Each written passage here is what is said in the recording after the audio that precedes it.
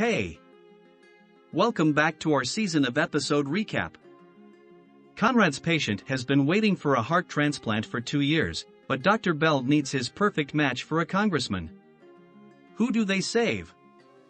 It's career day at a local high school, and the science teacher, Micah Stevens, introduces Dr. Conrad Hawkins to his class as the doctor who diagnosed his heart condition early. Conrad goes into a story about how he realized he wanted to be a doctor when he saw a woman jump out of her car to help a man who crashed his moped. I knew in that moment that I wanted to be a person who could jump out of the car to help people, so that's what I do, he says. Students start asking questions and Micah tries to answer. He's out of breath, and sweat starts to bead on his forehead. As he falls back onto a table, Conrad catches him before demanding a funnel, tubing, and a balloon. He uses the tools to create a makeshift stethoscope. Someone calls 911 as Micah's pulse gives out. Conrad doesn't hesitate before punching him in the chest, and the teacher starts breathing again. Am I out of time? Micah asks as he's wheeled out on a stretcher by an EMT team. Not yet, Conrad replies.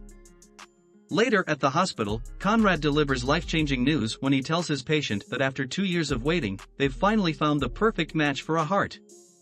It looks like Micah really isn't out of time after all. But after a hunting trip gone awry involving Dr. Bell and Dr. Lane Hunter, Congressman Tripp Dunlap and Mitch Kaplan both need medical attention. Not only did Mitch suffer a gunshot wound to the buttock, but Congressman Dunlap needs a heart transplant stat. While that would typically take months to find a match, Dr. Bell suggests they test to see if he's a match for the heart that's supposed to go to Micah. After finding out that Dunlap would be able to accept the heart, the hospital pulls some strings and reallocates the heart, canceling Micah's surgery. Conrad finds out about the change of plans, and immediately hunts out the chief of surgery. They both needed a heart. It was a tough decision, Dr. Bell bluntly explains about the reallocated organ. My patient is 28 with his whole life ahead of him. That heart could have given him 50 more years, Conrad rationalizes. Tripp Dunlap is 63 and a smoker. His body is a lot more likely to reject the heart. And even if it does take, what does it buy him? 10 more years? Bell asserts that the decision was made based on medical reasons alone, and Conrad tries to argue before being reminded that he's only a resident, and Bell is chief of surgery.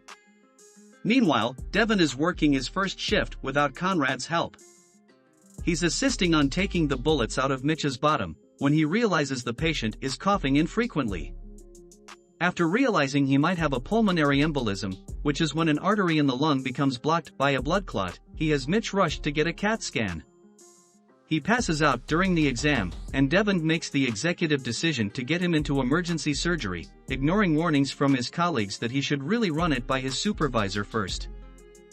Conrad learns that Chloe, a brain-dead patient, is also a perfect donor for Micah's heart surgery. The only problem is that her mother has decided she doesn't want to take her off life support. The resident decides to try and convince Dr. Bell to talk the patient's parent into donating her daughter's organs.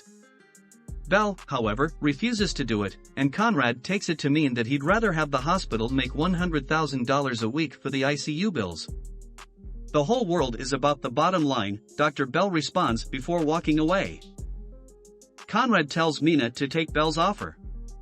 He promises her that it will advance her career.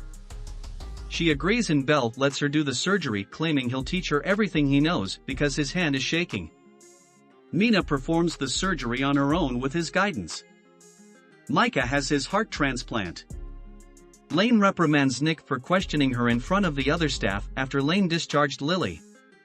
Nick checks for Lily's records, but they're gone. Later, at the bar with Conrad, he tells her that Lane's patients' files go to her clinic.